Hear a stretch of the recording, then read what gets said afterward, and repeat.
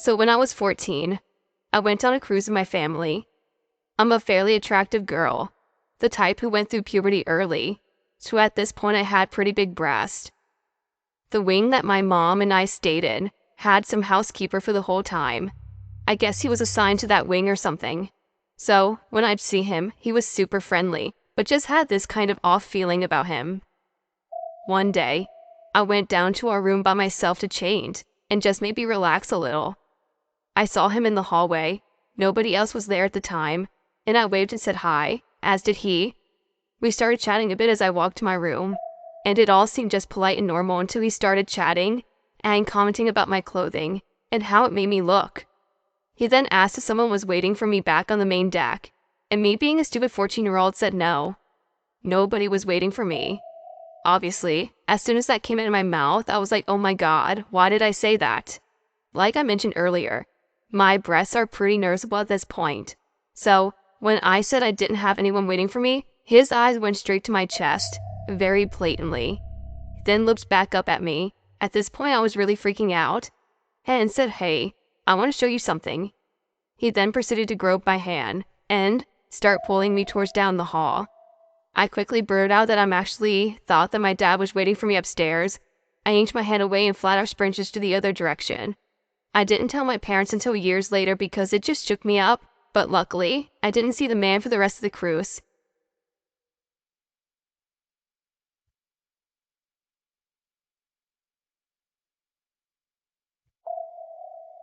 So last summer, my family and I went on a 7-day cruise to Alaska.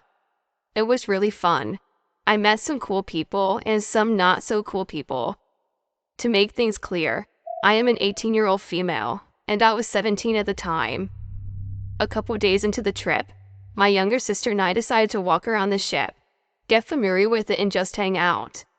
We came across a long room with dividers, set up making small cubicles, with pictures hung up inside them. They were family photos taken the day before, and we decided to look for ours. We found them and were talking about them when an Indian man in his late 40s walks up to us saying how beautifully we look in the pictures. We were polite and flattered and said thank you and expected him to walk away. He didn't. He continued to compliment us, and we just said thanks. He finally left and we thought nothing of it really. But then he came back with pictures of him and his wife.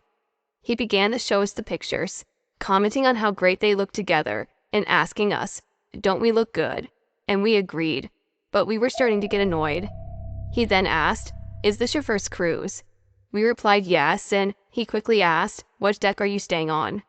We stupidly might as he said we were on deck 15. Then we quickly added, but we don't really know because we are still getting used to the ship. It's all very confusing, you know? Adding a bit of a mild laugh and forcing a smile. What really annoyed me was the way he was looking at us.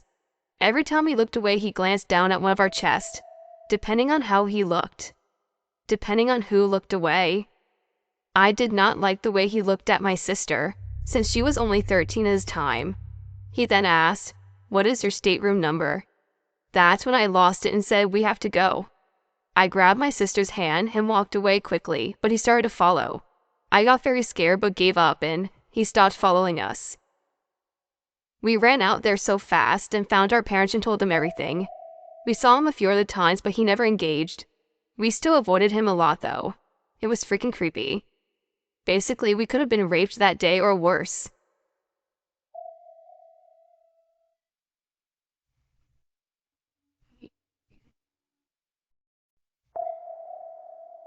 I'm in the United States Coast Guard and used to be stationed in Oregon, where I'm actually from. Being on the Pacific, there's trials and tribulations that your average human being would break down at the thought of.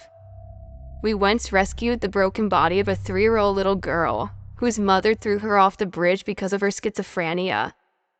I've pulled out more waterlogged corpses out of the ocean than I care to admit, but someone asked to do it. The city where I was stationed is steeped in local legend from ghostly figures standing on the massive bridge, peering over the side like they're debating whether or not their ethereal body should take the plunge. Spoiler alert, if you're dead, then you jumped. Spirits on the boardwalk and hitchhiking specters are also pretty standard town lore. However, I had my own brush with the final calls for help from someone beyond the grave. Back in 2013, when I had first joined the Coast Guard, we got a Mayday call from a sailing vessel that was making its way from San Diego to Seattle. This was in November. The coast was a breeding ground of bad weather and awful life choices, especially for sailboats, which were notorious along the West Coast. So, like any good guardsman, we loaded up our motor lifeboats and headed towards the man with the now capsized vessel, up mere 10 nautical miles away from our bay. However, when we got there, there was nothing but debris, a couple of coolers, a life ring, and some rigging that was only left to the side of the boat. Because of the incoming hurricane force, we had to turn around and head for home, vowing that we'd send helicopters and boats out as soon as the storm passed. However, we knew that its chances of survival were zipped to nil, since the waters were no more than about 48 degrees Fahrenheit. With heavy hearts, we turned around and headed back for the land. There's always that what-if question in your head that makes you wonder, but at the end of the day, you don't know, you can't go back in time. So, later that same evening, I'm sitting in our communication center, monitoring the Marine Band radios, talking with my boss and best friend. Suddenly, a voice comes over the radio, and to this day, typing it out or even thinking about it gives me chills. Help? Mayday. I don't know where I am. The voice was so quiet, and it sounded like it was coming from the bottom of a well. It didn't help the storm was probably interfering with the radio. I picked back up, asking the vessel what his position and nature of distress was. There was never any response. My boss came into the room and replayed the message. Now, on our electronic chart, we can pull up the caller's position, and that's what he did. I watched his eyes grow wide with horror as he pointed at the chart. There was the sailboat's last known position before he had went down to the rest of the bottom of the ocean floor. I can say with certainty that this was the man's final cry for mercy before the Great Pacific swallowed him whole for the last time. We searched for this man for 72 hours of lifeboats, helicopters, and local police and fire departments, and never found any sign of this man. I've been in the service for 5 years, and this is still the scariest thing I've ever had to deal with in my life.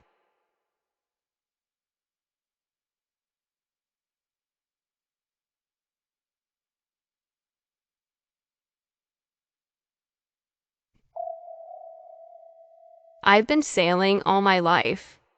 I have somewhere around 6,000 sea miles, as well as years and years of inland dinghy racing experience. The sea just does strange things sometimes. Wind against tide and underwater obstacles, causing weird currents, and they create unnatural waves, and it starts to feel like the sea is just throwing water at you at random. The fog at sea at night really fucks up your senses too. Everything is quiet, and you can't see anything but the boat immediately around you. You keep looking for lights on other ships and listening for foghorns, or the sound of engines in the distance, and your brain starts playing all manner of tricks on you. In a busy shipping lane, it's a serious business, and in a very real way, it could be life or death if you miss a ship that hits you and sinks you. You start to see lights everywhere around you. You start hearing engines gripping up on you. You stop your boat and cut the engine to see if we're hearing anything real, and you enter an even stranger world of sensory deprivation. It's eerie as hell. I just remembered a full solar eclipse we encountered as well. We saw one in the middle of the English Channel, and it was the strangest thing. There was a thin cloud, but the sun was visible through it. We were within the total eclipse zone, and we could see the shadow coming from miles away. It looked like the biggest, most angry storm I've ever seen. Generally, the darker clouds, the more it's going to hurt. This was darkness as dark could possibly get during day. I talked to my dad about it afterwards, and we both felt a real uneasiness, getting worse and worse as the nearer it got. Our bodies and subconscious were readying us for dealing with whatever really shitty, dangerous situation this was going to be. It was just like how people sometimes describe sending a ghost. A cold, chill, and a feeling really on edge. It really was like a ghost storm. A lot of sailing becomes instinctual after a while. and you get a feeling about what's coming from watching the clouds and waves off the horizon. The eclipse gave off every sign of an absolute nastiness, but passed without any real-world effect other than darkness. It was really, really creepy.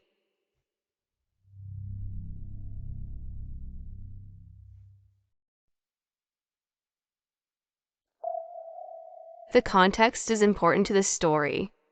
We were on a 41-foot sailboat in the middle of the Chesapeake Bay, with about 7 other men, doing a shakedown and test cruise. We planned to be out for about 12 hours.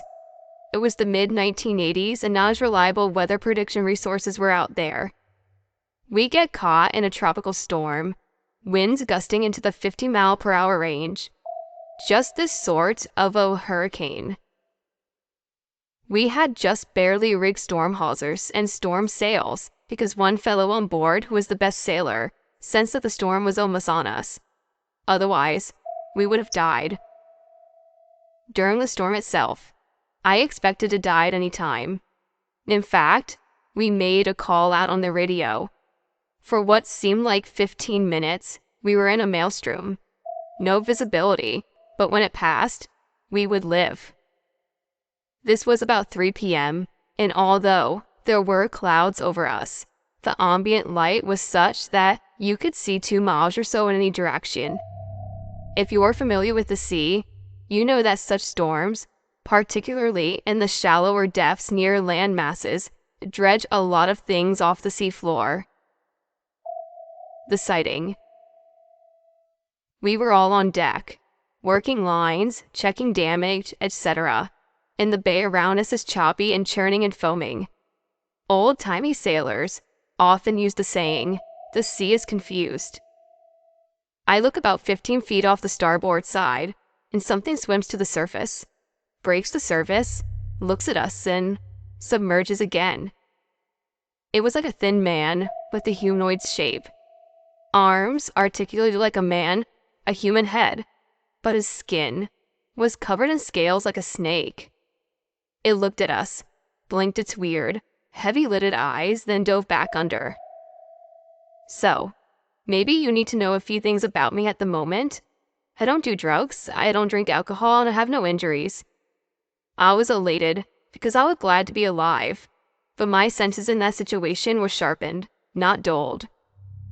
I had, at the time, about 6 years' experience on ships and fishing boats, and had seen squid, octopi, flying fish, sharks, skates, etc., all around the world. I was not the type of guy to see a patch of seaweed and call it a sea monster. I made a hesitant decision that I was not going to say anything. What could I say? I just saw a strange creature, take my word for it. The men on this boat were all mechanics and engineers and professionals. Why get a reputation as the flake? At the time, it was important for each of us to get the D skipper for OOD qualifications, and saying something like that would be frowned upon. And as I stood there, in my life vest soaking wet, hooked onto the steel life frame, glad to be alive, one of the other sailors and USN captain, with over 30 years of experience in the surface navy, piped up and said, "I just saw a brown thing pop up on the surface. It looked like a lizard man with a scaly face. It blinked at us with these big eyes and then went back under." "Yeah, I saw it too," I said. No one else said that they'd seen it. Then we sailed back to the pier later that day. We didn't speak of it again.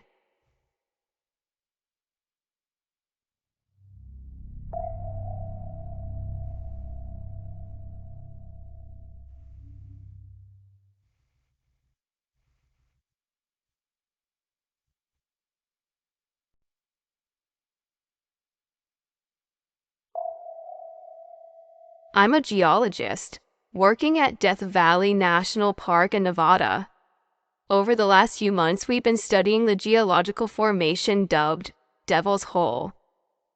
Anyway, I've always found this place somewhat disconcerting. We have a vague idea of how it came to be and what makes it do what it does, but there's something else.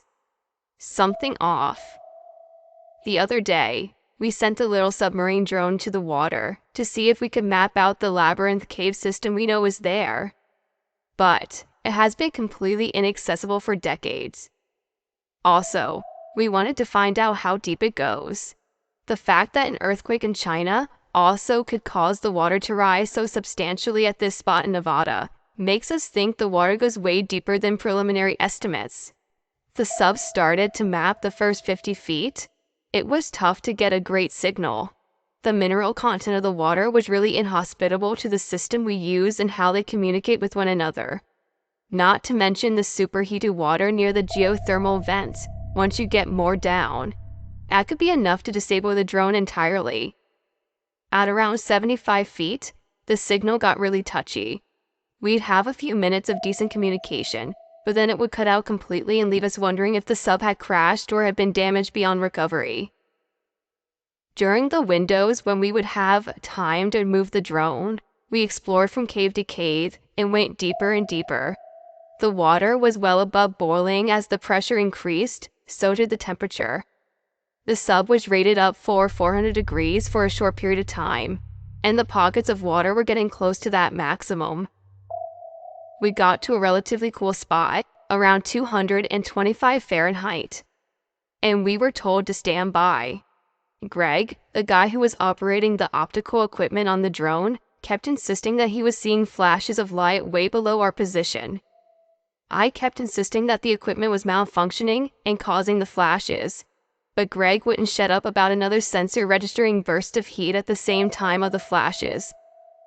We argued for a little while and the drone stayed in place. The water level in the hole started to rise. This wasn't unexpected. A surprisingly little amount of seismic activity anywhere in the world was enough to move the water over here. We kept bickering and didn't notice more flashes on the screen until much later, when we analyzed the video. What finally knocked us out of our retrospective tantrums, though, was the way the water started to change color. It went from its normal shade of dull red, and Greg glanced at the screen and noticed the depth of the water in the cave chamber, originally at 36 feet, had changed to 353,000 feet. We knew there had to be an error.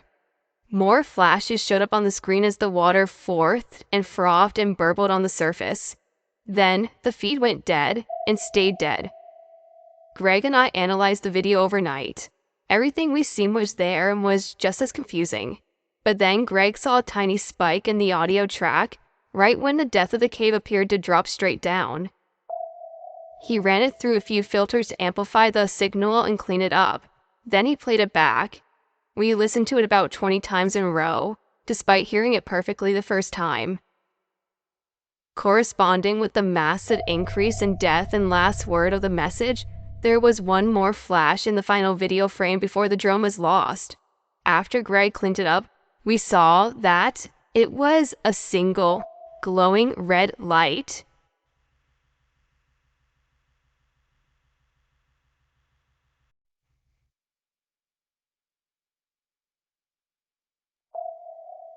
I was on a deployment on an LHA, standing port after watching the late night.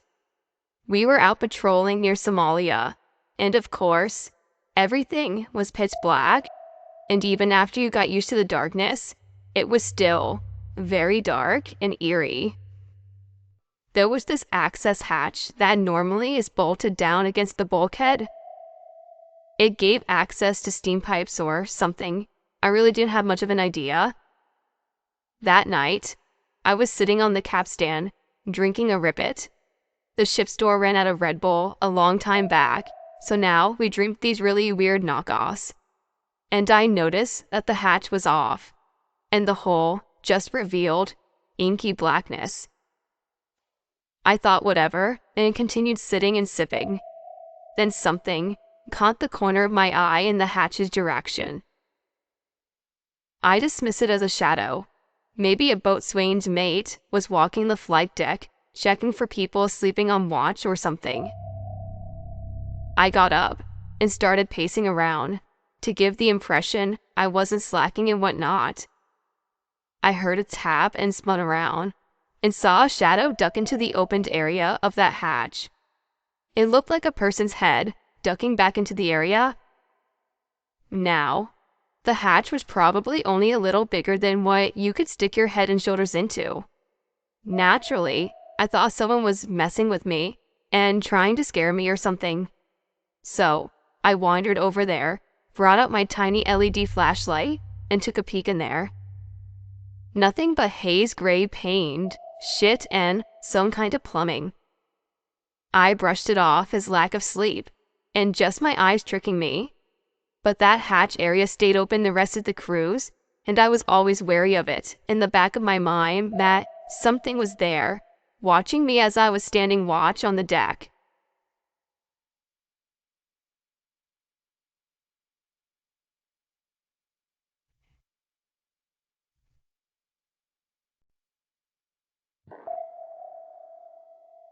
I worked for a nonprofit that relied on big donations from very wealthy donors. This meant cultivating relationships with some very, very wealthy people. One of the donors I was tasked with shepherding, let's call him D, invited me out for a weekend, yachting off of or around near Catalina. I was excited. My partner gets seasick, so we never did boat trips, even though we lived near the coast. Our first night out was beautiful, and we're all lounging on the deck of this gorgeous yacht, talking about eerie ocean stuff. D mentions that he has this thin, inflatable rollout panel that he tethers to the boat and lets float out in the water with about 100 inches or so of rope that people can use to sort of swim and has a platform. We get the idea that we should unfurl this thing and get into the darkness and experience the freakiness of it at night. I was equal parts frightened and curious, as was everyone else. So, a group of 4 of us did it while 2 people stayed in the boat. We get the thing out, slide it into the water, and chuck the rope, and push off. It's pretty instantly terrifying. You can see the dim lights on the boat. But after about 40 feet, it seems really, really far away, but it was undeniably awesome. We were chatting quietly to ourselves, but mostly we were being quiet and just talking in the weird mix of fear and awe of being so close in the water in the middle of the night. We get to the point where the tether gets taut, and you can immediately feel the current tugging us away from the big boat, which again, freaky. But we're confidently tied to the big boat. It's hard to see much of anything, other than a few lights of Catalina. We're on the ocean side, not the bay side, even though we're not far from shore. I lie back flat on a platform, and everyone else does the same. The water wasn't rough, but it was moving, so you get rocked in random directions, splashes of water that lip over the edge, and everyone got wet. It was nice. When all of a sudden, the feeling of waves, kind of random and choppy, transitions to a very smooth swell, which makes us all gasp. We're rising, quickly, but smoothly. Everyone jolts upright. There's virtually no light from the moon, but it's enough for us to notice this gigantic fucking thing just under the surface from the water from us. As soon as we notice it's already passing, and it's such that it's fucking massive, we realize it's a massive whale moving right below us, maybe a foot or 2 down, and we're feeling the water displacement from it. No one makes a freaking peep.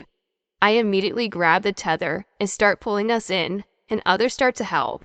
No one makes a sound until we get back on the big boat, which no one leaves for the rest of the trip. It's all we talk about for the next 24 hours.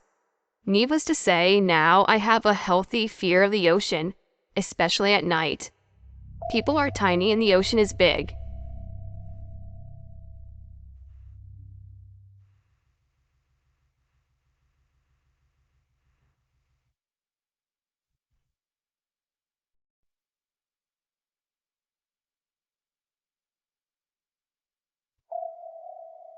When I was 18, so in about 2006, my friend and I decided to take a cruise to celebrate becoming adults. The type of cruise we choose to take had a lot of alcohol, food, and a lot of cute guys. One night, I couldn't sleep. My friend passed out cold and I, for the life of me, just couldn't drift off to sleep. I decided to go out to the deck and have a cigarette, and take a walk to hopefully tire myself out. I found my headphones, cigarettes, and lighter, and left the room quickly. The halls were deserted, which didn't surprise me as it was 3 a.m.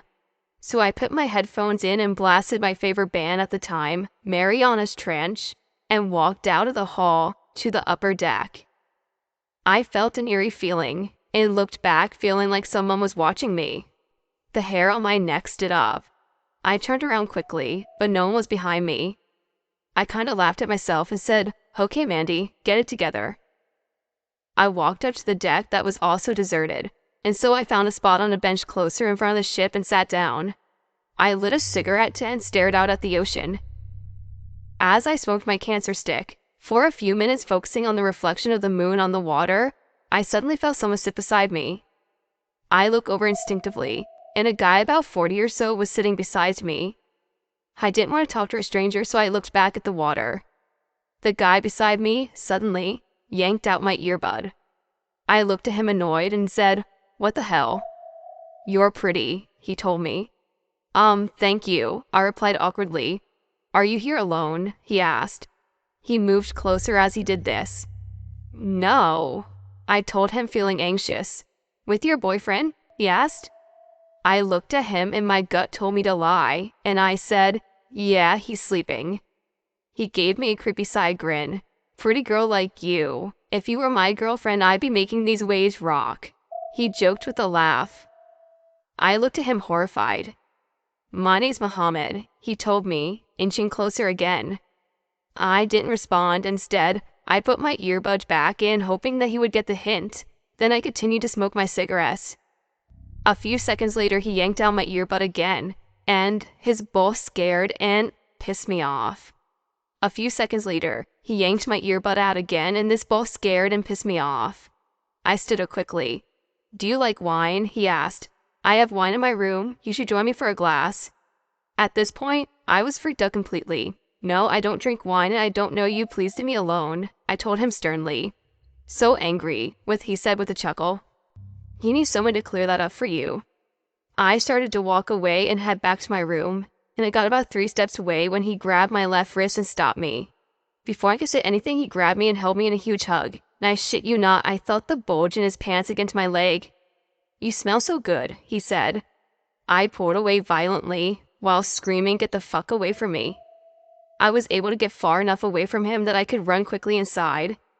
A security guard must have heard me scream because as I reached the door to get back inside, he let me in and stopped. I was crying from fear and he asked me if I was okay. I managed to choke out what had happened and he told me to stay inside as he rushed outside to deal with John.